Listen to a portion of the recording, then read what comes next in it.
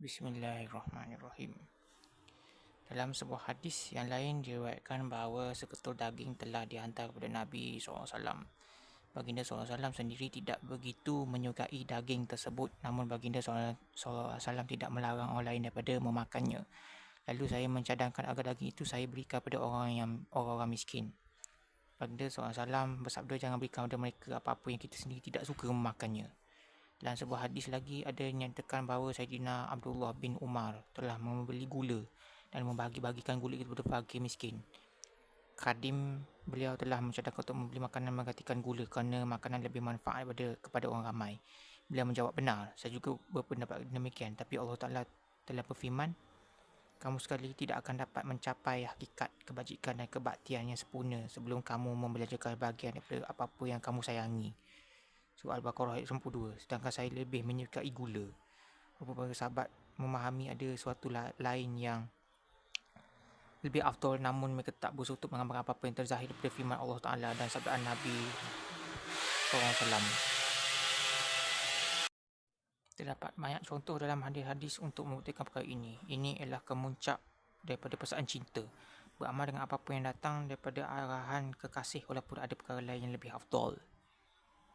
Ayat 12. Dan surgalah kamu ke arah amalan-amalan kebaikan yang akan membawa kamu kepada pengampunan daripada Tuhan kamu, dan untuk mendapat syurga yang bidangnya seluas segala langit dan bumi, yang disediakan bagi orang yang bertakwa, iaitu orang yang menginfakkan hartanya pada masa senang dan pada masa susah, dan orang yang menahan kemarahannya, dan orang-orang yang memaafkan kesalahan orang. Dan ingatlah, Allah Ta'ala mengasihi orang-orang yang berbuat perkara-perkara yang baik. Surah Ali Imran ayat 133 hingga 134.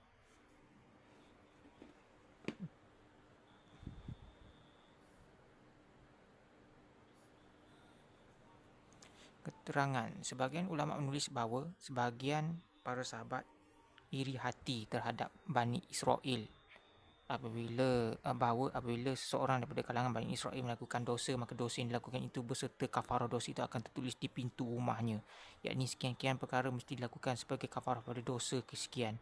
Kafarah itu seperti kamu kena potong hidung kamu kena potong telinga dan lain-lain. Para sahabat cemburu terhadap Bani Israel kerana setelah mereka menunaikan kafarah yang tekam, maka dosa mereka telah terhapus dengan pasti. Di sisi para sahabat, dosa bukan pasal perkara yang begitu besar dan berat sehingga balasan dosa yang sedemikian berat dalam kalangan Bani Israel pun masih dikira ringan sehingga menjadi sesuatu yang patut dicemoohi oleh mereka. Kisah-kisah para sahabat yang terdapat dalam kitab hadis memangnya tepat sebagaimana yang diterangkan di atas.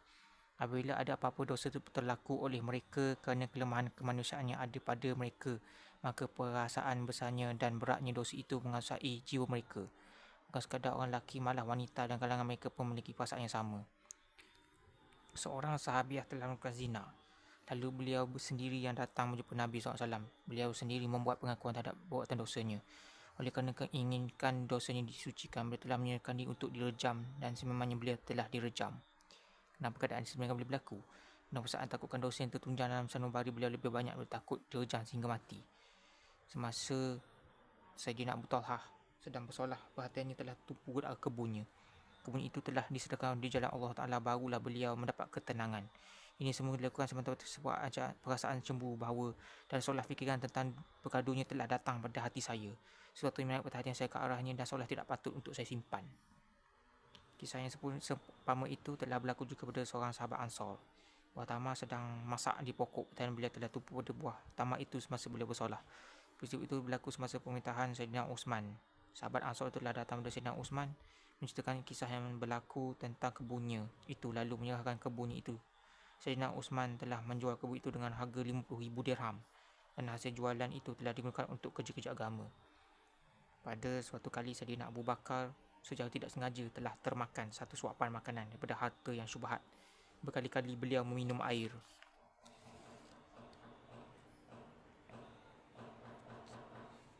dan memuntahkan untuk mengeluarkan satu suapan itu agar tidak menjadi sebahagian daripada badan. Banyak lagi kisah mengenai para sahabat yang telah saya tuliskan dalam kitab Kisah-kisah Para Sahabat.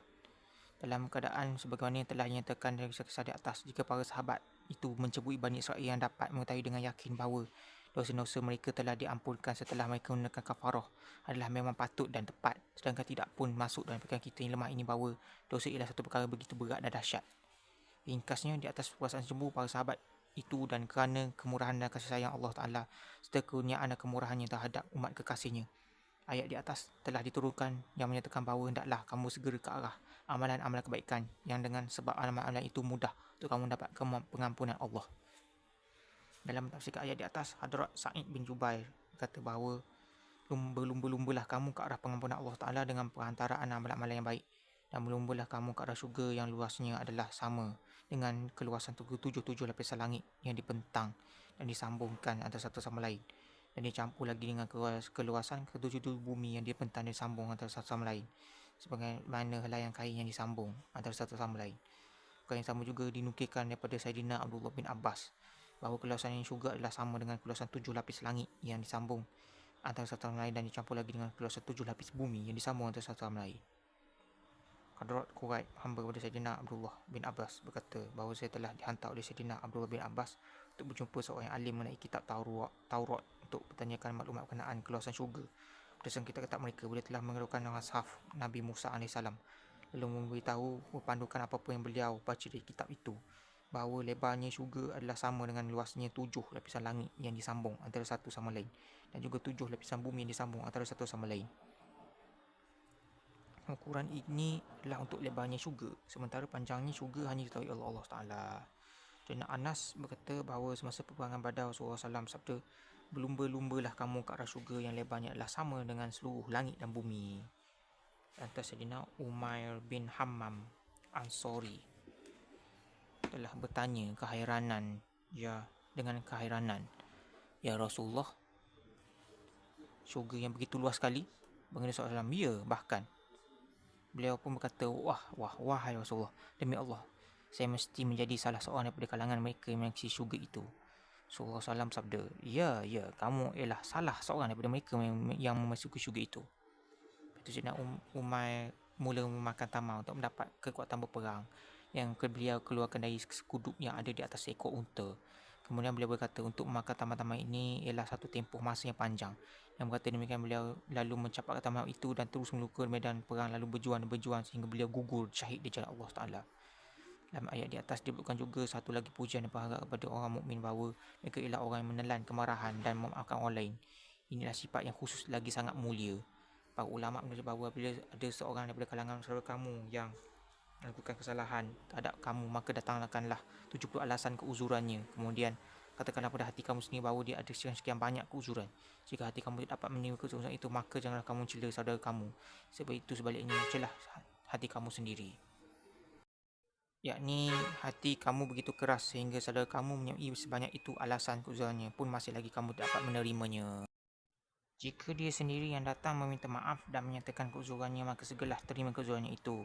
Ini adalah kerana terdapat hadis Nabi SAW yang menyatakan bahawa sesiapa yang datangi untuk meminta kemaafannya namun dia tidak memaafkan, maka dia berdosa sama seperti dosa pemungut cukai.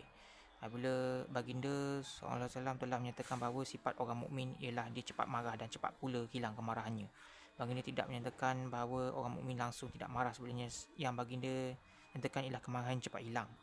Imam Syafi'i ada menyatakan bahawa sesiapa yang tidak marah pada keadaan yang sepatutnya dia marah, maka sebenarnya dia ialah keldai. Sementara siapa yang tidak menerima pujukan setelah dipujuk, maka dia ialah syaitan. Oleh sebab itu juga Allah SWT memuji orang yang menelan kemarahannya, bukan orang yang tidak marah. Nabi SAW ada bersabda bahawa sesiapa menelan kemarahannya sedangkan dia mampu untuk menyelesaikan kemarahan itu, maka Allah SWT akan menggunakannya keimanan dan keamanan. Maksudnya ialah bersabar kerana terpaksa ialah keadaan yang boleh berlaku di mana-mana. Namun yang hebatnya adalah dalam keadaan mampu untuk melakukan kemarahan masih tetap juga bersabar.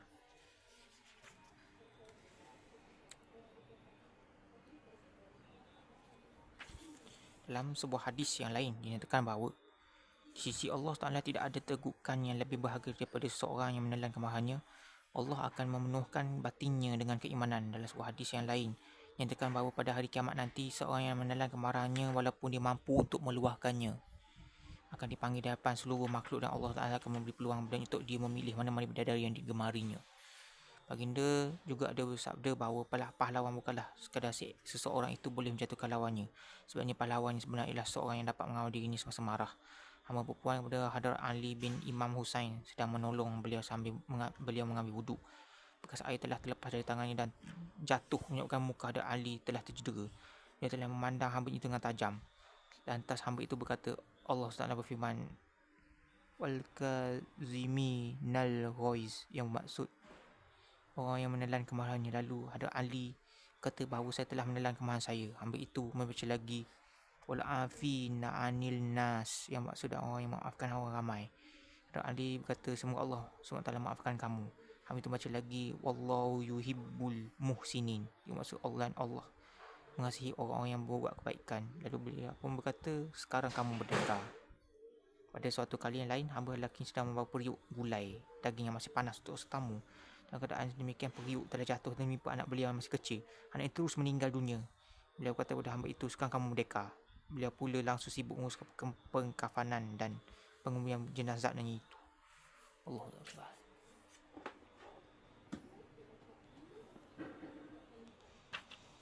Ayat 13. Sungguhnya orang yang beriman itu yang sempurna imannya hanyalah mereka yang apabila disebut nama Allah dan sifat-sifatnya gemetarlah hati-hati mereka, dan mereka dibacakan kepada mereka, dan apabila dibacakan kepada mereka ayat-ayatnya menjadikan mereka bertambah iman, dan kepada Tuhan mereka jualah mereka berserah. Itu orang yang mendirikan solat dan yang menginfakkan bahagian daripada apa-apa yang kami kurniakan kepada mereka. Mereka lah orang yang beriman dengan sebenar-benarnya. Mereka akan mendapat pangkat-pangkat yang tinggi di sisi Tuhan mereka dan keampunan serta limpah kurnia rezeki yang mulia di syurga. Surah Al-Anfal ayat 2 hingga 4. Sayyidina Abu Darda mengatakan, keterangan Sayyidina Abu Darda berkata bahawa hati yang gemetar ialah seumpama daun kurma kering disambar api. Lepas itu beliau bercakap kepada muridnya Hadrat Shah bin Haushab, wahai Shah, apakah kamu tahu bagaimana gemetarnya badan? Hadrat Shah berkata, saya tahu. Lantas beliau berkata, pada masa itu berdoalah kerana doa dalam keadaan sedemikian pasti dikabulkan. Hadrat Sabit Bunani berkata, ada seorang Ahlullah yang berkata bahawa saya tahu doa saya yang mana satu diterima dan yang mana satu tidak diterima. Orang bertanya, bagaimana ia boleh diketahui? Beliau menjawab, apabila badan menggeletar, hati menjadi takut dan air mata mengalir, pada masa itu doa pasti dikabulkan. Dalam menerangkan ayat, Iza dzukirallahu wajilat qulubuhum, apabila disebut nama Allah dan sifat-sifatnya maka gemetarlah hati-hati mereka. Hadrat Sudi berkata, seorang yang ingin melakukan apa-apa kezaliman kepada siapa atau ingin melakukan apa-apa dosa lalu dikatakan kepadanya, takutlah kamu kepada Allah, maka hatilah terus menggeletar takut kepada Allah. Sayyidina Haris bin Malik Ansari lah seorang sahabat Rasulullah. Pada satu kali beliau ada bersama Nabi dan baginda seorang telah bertanya kepadanya, apakah kabar kamu? Beliau menjawab, wahai Rasulullah, sungguhnya saya seorang mukmin yang sebenar. Nabi bersabda, berfikirlah dulu apa-apa yang kamu hendak katakan. Apakah yang kamu katakan itu? Bagi setiap sesuatu ada hakikatnya. Apakah hakikat iman kamu itu? Ini atas dasar apakah kamu mengatakan bahawa kamu ialah seorang mukmin yang sebenar? Sayyidina Haris pun menjawab, saya telah palingkan nafsu saya dari dunia. Saya berjaga malam, beribadat dan saya menanggung dahaga pada siang hari kerana berpuasa sunat. Seolah terbayang di hadapan mata saya keadaan ahli syurga saling berziarah antara satu sama lain. Juga terbayang di hadapan mata saya keadaan ahli neraka dengan laungan dan jeritan mereka.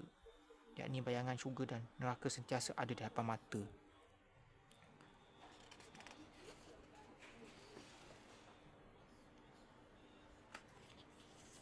Lantas Rasulullah SAW sabda, Harith, sememangnya kamu telah terpalingkan diri kamu dari dunia, istiqomahlah dan tetaplah kamu atas keadaan itu.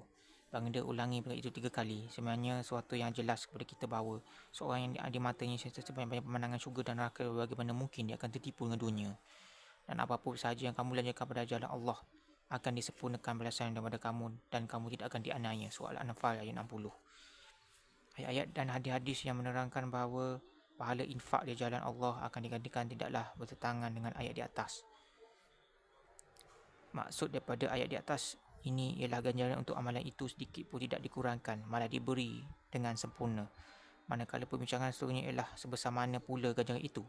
Ganjaran itu boleh dikatakan sebanyak mana pun berdasarkan nombor 1 keperluan semasa, nombor 2 niat orang yang menginfakkan itu, dan nombor 3 suasana dan keadaan.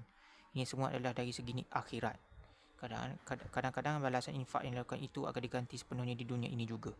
Kenyataan ini dibukukan oleh ayat-ayat dan hadis-hadis yang lain, sebagaimana akan datang pada keterangan ayat nombor 20 dan hadis nombor 8. Berdasarkan keterangan tersebut, sekiranya kandungan ayat di atas telah menunjukkan ke arah kenyataan itu, maka itu boleh diterima. Katakanlah kepada hamba-hambaku yang beriman, hendaklah mereka mendirikan solat dan menginfakkan daripada apa-apa yang kami telah kurniakan kepada mereka, sama dengan merahsiakan benda itu atau dengan terang-terangan sebelum datangnya hari yang tidak ada jual beli padanya, dan tidak ada sahabat handai yang dapat memberikan pertolongan. Surah Ibrahim ayat 31. Kenyataan sama ada dengan merahsiakan pemberian itu atau dengan terang-terangan bermaksud memberi sedekah yang bentuknya sesuai dengan masa dan suasana. Kerana kedua-dua bentuk sedekah, yakni secara rahsia atau secara terang-terangan, adalah perlu berdasarkan keadaan dan suasana. Mungkin juga kenyataan itu membawa maksud menunaikan sedekah yang wajib zakat yang sebenarnya lebih afdal membayarnya secara terang-terangan, dan juga sedekah sunat yang lebih afdal memberinya secara rahsia, sebagaimana telah diterang pada ayat nombor 9. Hari yang dimaksudkan dalam ayat tersebut ialah hari kiamat, sebagaimana telah lalu pada ayat nombor 6. Keterangan tentang mendirikan solat telah lalu pada ayat pertama. Sayyidina Jabir berkata bahawa pada satu kali Rasulullah SAW telah membaca khutbah. Dalam khutbah itu baginda SAW bersabda, "Wahai manusia, bertaubatlah kamu sebelum maut datang menemui kamu. Jangan pula kamu mati sebelum dapat bertaubat.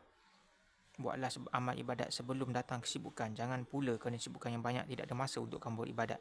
Kukuhkanlah hubungan antara kamu dan Tuhan kamu dengan banyak berzikrullah dan dengan melakukan sedekah sama ada secara sembunyi atau terang-terangan. Dengan sebab amalan-amalan itu kamu akan dimurahkan rezeki, kamu akan dibantu dan keadaan kamu yang daif akan dibaiki."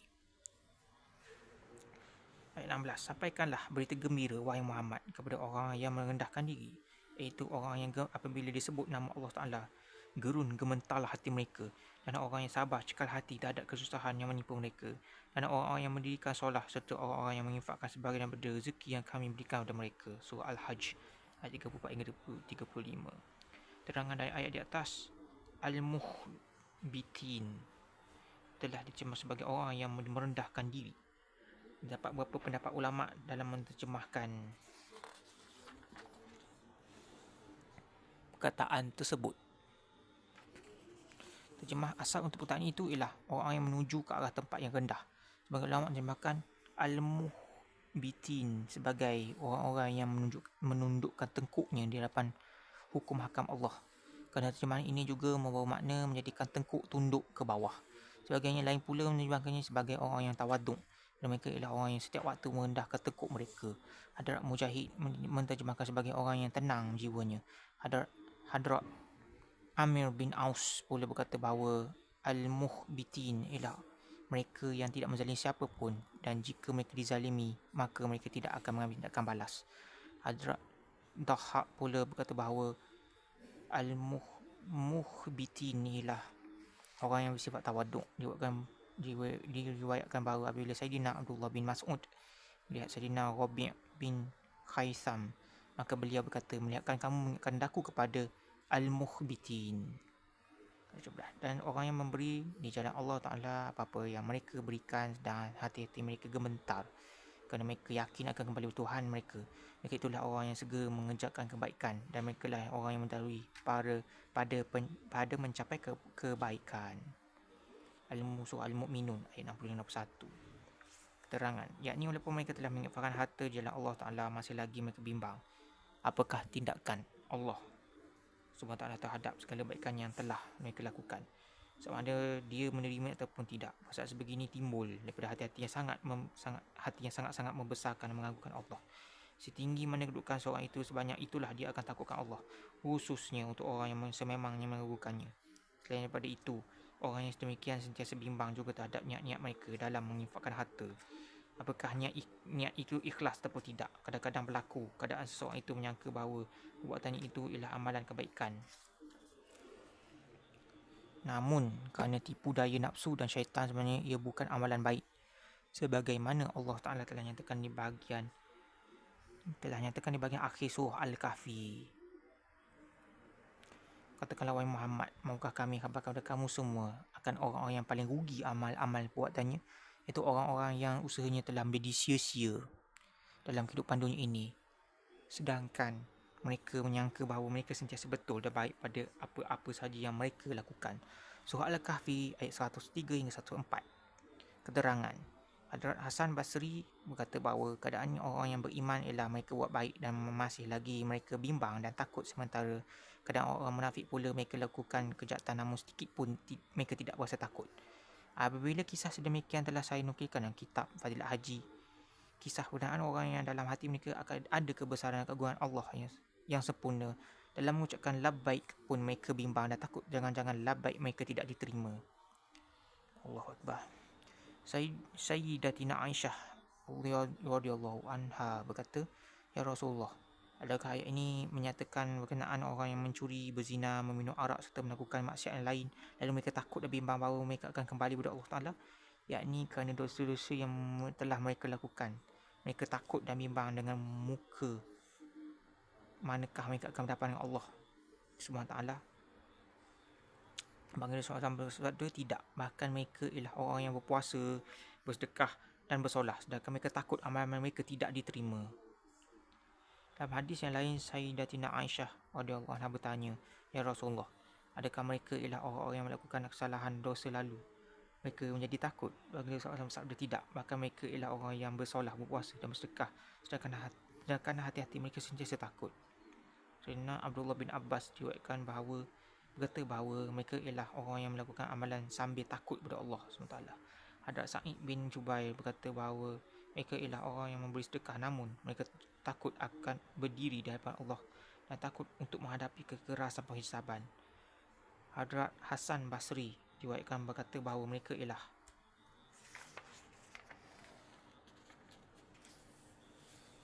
orang-orang yang melakukan amalan yang baik, namun masih bimbang jangan-jangan dengan amalan yang demikian pun masih belum dapat kelepasan daripada azab di akhirat. Apabila Hadrat Zain Al-Abidin Ali bin Husain mengambil wuduk, wajahnya akan dipucat. Apabila beliau berdiri untuk menunaikan solat, badannya akan menggeletar. Ada orang bertanya akan sebabnya, beliau menjawab, tidakkah kamu ketahui dari depan siapakah aku akan berdiri? Kisah serupa ini telah ditulis dalam kitab Fadilat Solah. Sementara dalam kitab kisah-kisah para sahabat pula terdapat satu bab yang tersendiri menerangkan tentang kisah orang yang takut Allah Ta'ala. Dan janganlah orang-orang yang ada kelebihan dari segi agama serta lapang hidupnya dari segi dunia daripada kalangan kamu bersumpah tidak mahu lagi memberi bantuan kepada kaum kerabat dan orang miskin serta orang yang berhijrah pada jalan Allah. Dan sebaliknya hendaklah mereka memaafkan serta melupakan kesalahan orang itu. Jika kamu suka supaya Allah Ta'ala mengampunkan dosa kamu, maka kamu pun hendaklah maafkan kesalahan mereka terhadap kamu. Dan ingatlah Allah Maha Pengampun lagi Maha Mengasihani. Surah An-Nur ayat 22.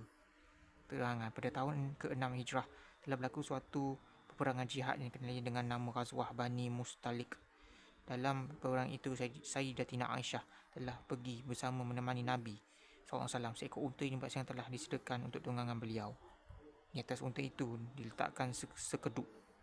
Sayyidatina Aisyah duduk dalam sekeduk itu. Apabila tiba masa untuk meneruskan perjalanan, beberapa orang akan mengangkat sekeduk itu dan meletakkan di atas unta dan mengikatnya. Pada masa itu beliau ialah seorang yang kecil tubuh badan dan kurus, menyebabkan orang yang mengangkat sekeduk itu pun tidak perasan adakah ada siapa atau tidak dalam sekeduk itu. Ini adalah kerana 4 orang lelaki bergabung mengangkat sekeduk itu serentak. Maka mereka tidak dapat menyedari keberatan seorang perempuan yang kecil lagi kurus. Sebagaimana kebiasaan dalam perjalanan, kafilah tersebut telah singgah di satu tempat perhentian.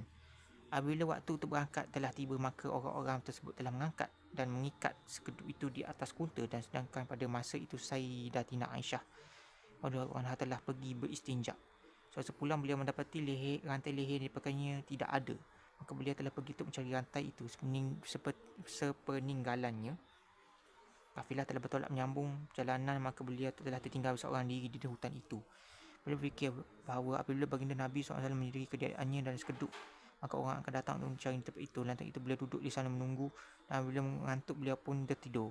Disebabkan amalan soleh mereka, Allah Ta'ala telah menginurkan pada para sahabat keterangan jiwa yang sempurna.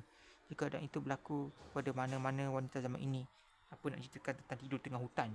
Keadaan yang akan berlaku ialah dia akan menangis merintih ketakutan sepanjang malam sehingga ke pagi. Sayyidina Safwan bin Mu'attal ialah seorang sahabat yang soleh. Beliau berjalan di belakang kafilah atas dua untuk mengambil atau apa-apa barang yang mungkin terjatuh dari kafilah itu.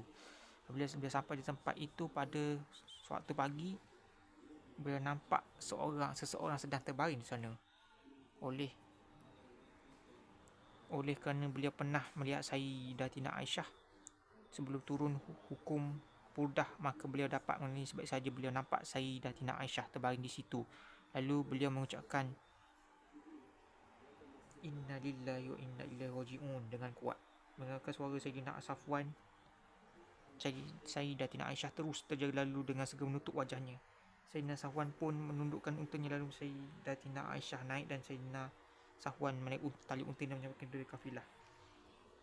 Abdullah bin Ubay yang merupakan ketua para munafikin dan musuh Islam yang ketat telah mendapat peluang untuk menabur fitnah dan dia telah bersungguh-sungguh menghebahkannya. Beberapa orang Islam yang lurus juga telah bersamanya menghebahkan fitnah itu. Kehendak dan keinginan Allah Ta'ala, fitnah itu terus disebarkan sehingga sebulan lamanya. Namun tiada sebarang wahyu diturunkan oleh Allah Ta'ala untuk membebaskan Sayyidatina Aisyah daripada fitnah tersebut. Mereka seorang sendiri dan kaum muslimin yang lain sangat-sangat sedih atas peristiwa itu. Sebanyak mana kesedihan yang telah dialami adalah sememangnya patut. Bismillahirrahmanirrahim. Baginda seorang sahabat telah berbincang tentang perkara tersebut dengan kaum lelaki dan juga kaum wanita. Baginda SAW menyiasat perkara yang telah berlaku, namun tiada keputusan yang dapat dibuat. Sebab berlalu 1 bulan lamanya barulah ayat-ayat daripada surah An-Nur telah diturunkan menyatakan sucian Sayyidina Aisyah dan celaan Allah Ta'ala terhadap mereka telah menyebabkan berita fitnah tersebut tanpa dalil dan tanpa bukti. Salah seorang daripada mereka yang terlibat dalam menyebabkan fitnah tersebut ialah Sayyidina Mistah yang bukan saudara Sayyidina Abu Bakar, dan Sayyidina Abu Bakar selalu mengambil berat tentang beliau dan membantu beliau. Keterlibatan beliau dalam menyebabkan fitnah tersebut sangat-sangat menyakitkan hati Sayyidina Abu Bakar, dan itulah sepatutnya kerana walaupun Sayyidina Mistah saudara beliau masih lagi dia menyebabkan fitnah itu tanpa menyelidik terlebih dahulu. Keadaan sakit hati itulah Sayyidina Abu Bakar telah bersumpah bahawa dia tidak lagi akan membantu Sayyidina Mistah. Atas keadaan itulah ayat di atas telah diturunkan. Daripada beberapa riwayat dapat diketahui bahawa selain daripada Sayyidina Abu Bakar, ada lagi beberapa sahabat yang telah menarik bantuan daripada beberapa orang yang banyak terlibat dalam menyebabkan fitnah itu. Sayyidatina Aisyah berkata bahawa Sayyidina Mistah telah banyak menyebarkan berita fitnah itu, sedangkan beliau ialah saudara Sayyidina Abu Bakar dan berada dalam penjagaan Sayyidina Abu Bakar. Apabila ayat penyucian Sayyidatina Aisyah diturunkan, maka Sayyidina Abu Bakar telah bersumpah tidak akan membantu beliau lagi. Oleh sebab itulah ayat wala ya'tal diturunkan, dan setelah ayat tersebut turunlah Sayyidina Abu Bakar telah menyambung bantuannya kepada Sayyidina Mistah.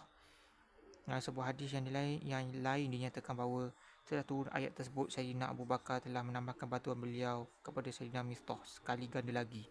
Dalam sebuah hadis yang lain dinyatakan bahawa terdapat 2 orang anak yatim yang berada dalam penjagaan Sayyidina Abu Bakar. Salah seorang daripada mereka ialah Sayyidina Mistah. Sayyidina Abu Bakar telah bersumpah tidak akan bantu mereka lagi. Sayyidina Abdullah bin Abbas berkata bahawa terdapat beberapa orang daripada kalangan para sahabat yang telah terlibat dalam menyebarkan fitnah terhadap Sayyidatina Aisyah. Tak rasa itu dapat ramai juga daripada kalangan para sahabat, termasuklah Sayyidina Abu Bakar yang telah bersumpah tidak akan memberi bantuan kepada mereka yang terlibat menyebabkan fitnah itu. Antara itulah ayat tersebut diturunkan, janganlah orang yang ada kelebihan dari segi agama serta lapang hidupnya dari segi dunia daripada kalangan kamu bersumpah tidak mahu lagi memberi bantuan kepada kaum kerabat dan orang miskin seperti sebelumnya. Betapa besar mujahadah yang dilakukan oleh Sayyidina Abu Bakar yang masih lagi memberi bantuan seperti sebelumnya, malah memberi sekali ganda lebih banyak bantuan kepada seorang yang mencemari maruah puterinya dengan berkeliling menyebarkan berita dusta dan fitnah. Auzubillah. Lambung-lambung mereka renggang dari tempat tidur pada waktu malam. Mereka sentiasa berdoa kepada Tuhan mereka dengan perasaan takut akan kemukaannya, serta dengan perasaan ingin memperolehi lagi pahala dengan redaannya. Dan mereka selalu pula mendermakan sebahagian daripada apa-apa yang kami telah beri kepada mereka.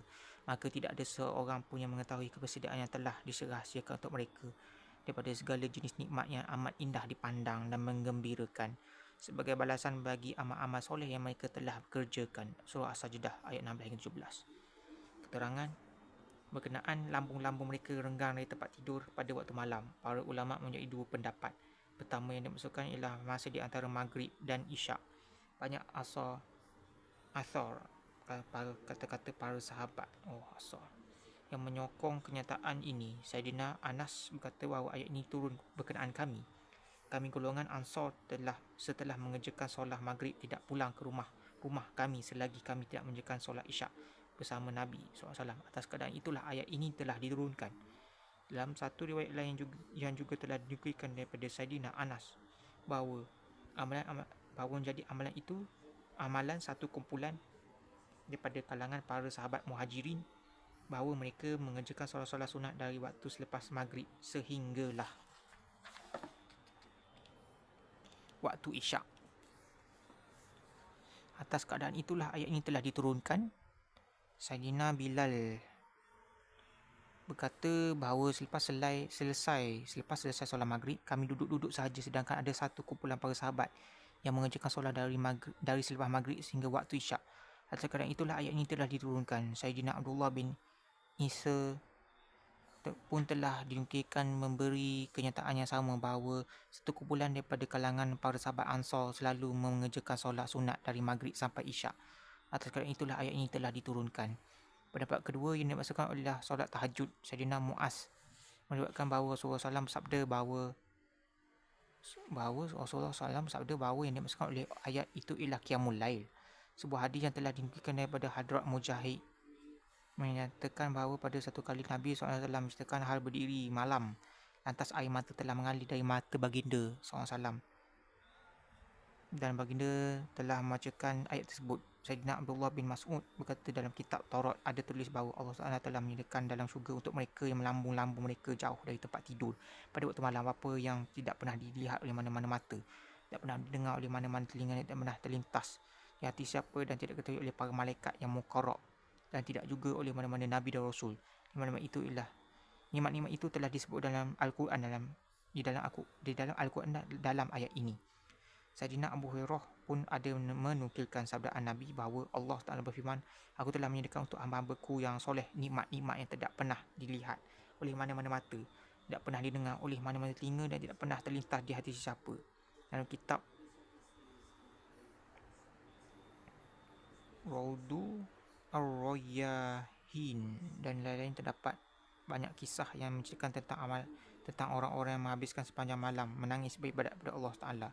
Amalan Imam Abu Hanifah bersolat subuh dengan wuduk solat isyak selama 40 tahun ialah satu perkara yang begitu masyhur sehingga tidak mungkin dapat dinafikan, dan sepanjang bulan Ramadan beliau menghatamkan Al-Quran 2 kali sehari, sekali pada waktu siang dan sekali pada waktu malam, juga ialah satu perkara yang masyhur.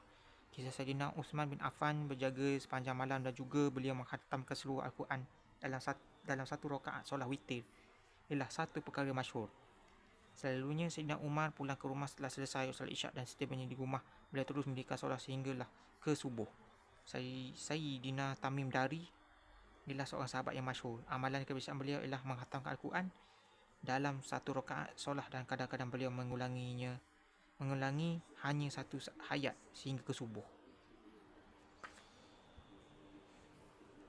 Sadaqallahul Azim.